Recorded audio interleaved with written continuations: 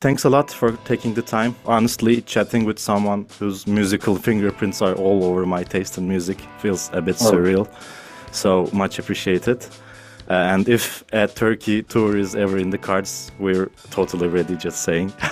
I'm ready to. I've only been there once over, 25 or more years of touring. I was there with Jack White in 2014, and that was my only trip, and I loved it. So I'm hoping we can get back there sometime. Yeah, that will be great. Before we get into Alive in the Catacombs, I wanted to start with a broader question, if I may. Across the many projects you've been part of, your presence has always felt grounded, like you're holding down the center, even when the music around you gets pretty chaotic at times. Do you think that steadiness is something you've naturally gravitated towards, or is it a role you've learned to inhabit over time? A little bit of both. I think I understand the importance of it just from a songwriting perspective. So it's never been a difficult position to be in. And every project that I've been lucky enough to be involved in, it's required like different degrees of that. And I think maybe just like the awareness of pushing too far away from it isn't good for the overall. It's not what's best for the music, right? And I always put that first. So it's kind of an easy role for me to be in. So let's dive into Alive in the Catacombs a bit. Well, first of all, it was an amazing experience to be watching and listening to it. So there's something almost survivalist about the performance. In a world where so much music is built on control and precision, how did it feel to make something hold together mostly by instinct? And I'm assuming at least one, are we really doing this movement? Yeah, there were a lot of, are we really doing this moment in different contexts, right? Like, number one it was a surreal experience and an incredible opportunity to be able to do something that's never really been done before. A project that Josh has wanted to make happen for almost 20 years. And then that on top of knowing how ill Josh really was when we were recording this. And our focus was so much just on the well-being of our friend, hoping he can get through this, and knowing how much it meant to him to do it, that he was really, literally, he willed himself to push through a lot of pain for about 2 weeks just for this single moment. So, as a friend and as a bandmate, it's like, the idea of support, just being support for him and letting him have this moment and making it as perfect as we could. That was, I think, pretty big focus across everybody in the band. We just didn't want to let him down. Well, it totally tells from the footage. You were all right beside him, and how did that emotional weight affect the chemistry between the band members during the performance? Like, was there something different happening? We were all like just so focused and single purpose, right? So I think it brought out the best in everybody, really. We all just had immense concern for him, and for me personally, I don't think I totally experienced the day to its fullest because of that. It wasn't until I saw a screening of it a few weeks ago that I was really able to understand what we did, in a bigger way. And I'm just really proud of everybody involved and that it turned out as well as it did. It's pretty, like, in the long arc of a career, it's like one of those moments that you're like, wow, that was really special. And I'm just glad it exists forever now. Yeah, we all are, actually. So the arrangements are incredibly sparse, almost, let's say, skeletal, no pun intended. As a multi-instrumentalist, what kind of discipline did that demand? Was it harder to do less? No, again, it's like just one of those things, like, as a songwriter and whatever, I understand what we're trying to do. And the goal was to be minimalist.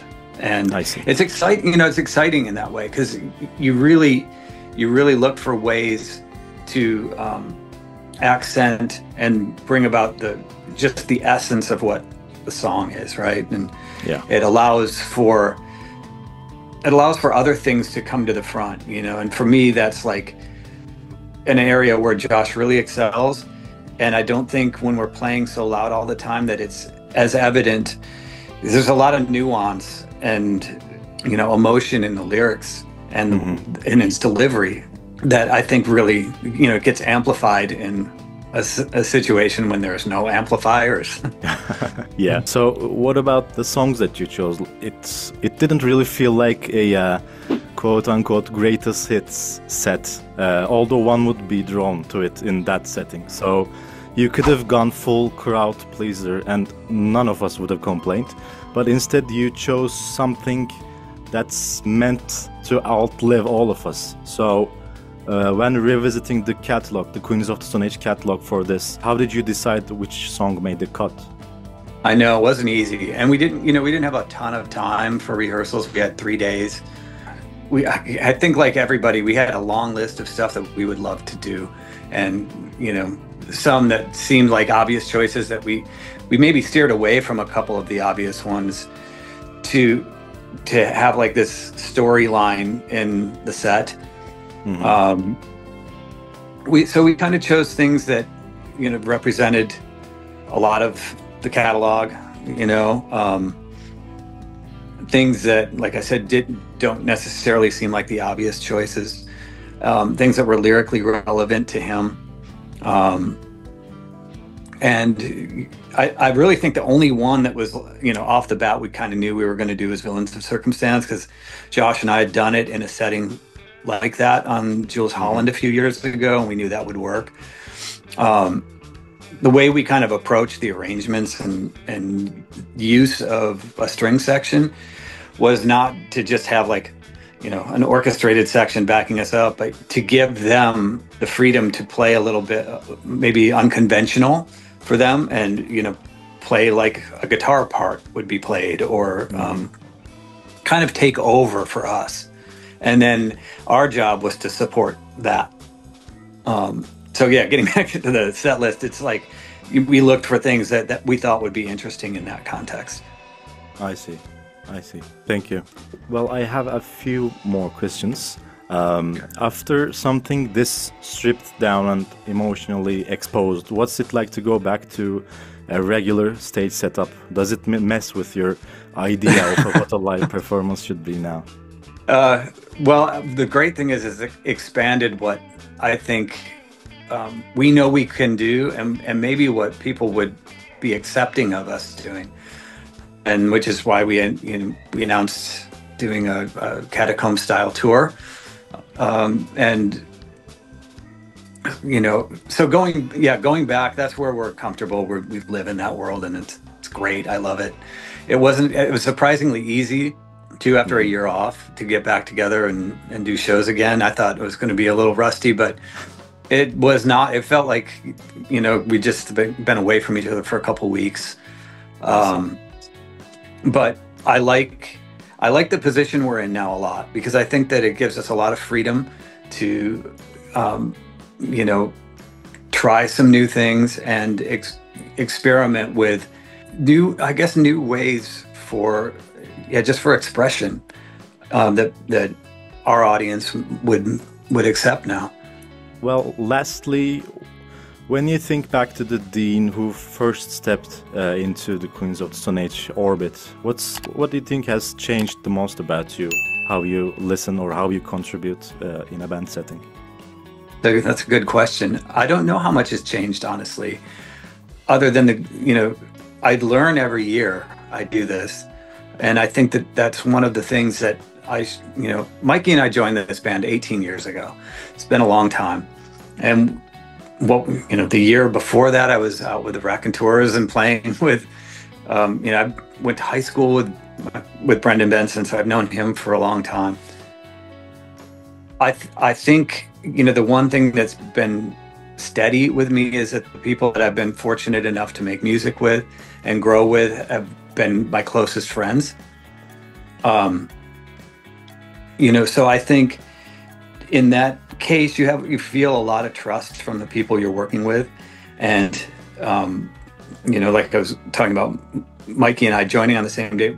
One thing that we share too is this, like, I think, constant desire to look for new ways to improve on how we view and play music, but to be able to bring something new in and contribute with every record that we make.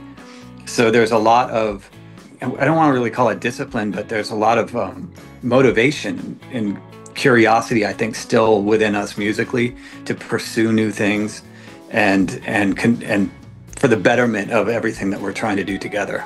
Well, thank you so much, Dean. Thank you. One of those artists whose work already speaks volumes, so getting even a small peek behind the curtain means a lot to me. Oh, you're welcome. Yeah, I really hope we make it there, and see you again soon. Thank you. Take care. You're welcome. Talk to you later.